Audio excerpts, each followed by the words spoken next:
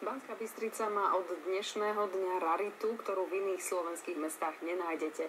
Je ňou najväčšie maturitné tablo. Olepili ním jeden z autobusov MHD, takže študentov 8-ročného športového gymnázia si budú môcť pozrieť všetci obyvatelia a návštevníci mesta.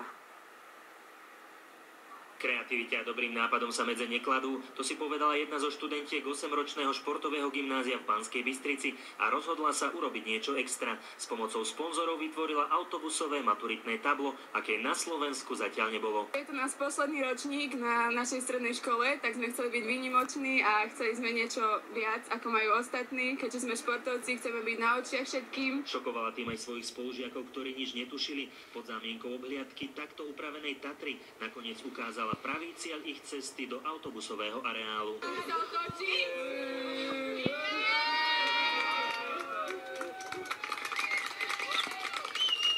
Ja som úplne nadšená, neviem, čo mám povedať. Toto som ja a chcel by som sa týmto poďakovať Saške, je to naozaj veľmi pekné prekvapenie. Dúfam, že tak kamaráti uvidia a hlavne, aby sme zmaturovali. Nečakal to ani riaditeľ školy, takéto maturitné tablo totiž v histórii gymnázia ešte nebolo. Zavolali, že poďte senka na stanicu a niečo uvidíte.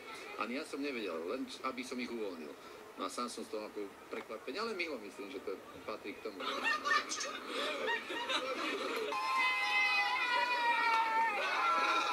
Maturitný autobus bude premávať na 2 linkách, takže obdivovať ho bude môcť každý. Jedna je zo smeru zo Sásovej do mestskej časti Majer a druhá trasa je z Podlavíc do Iliáša, čiže vlastne obsiahne celú Banskú Bystricu. Každý si nás zapamätá a chceli by sme proste výnimoční.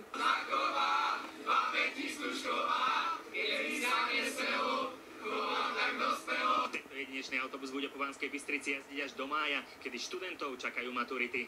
Martin Dušička, Teatry.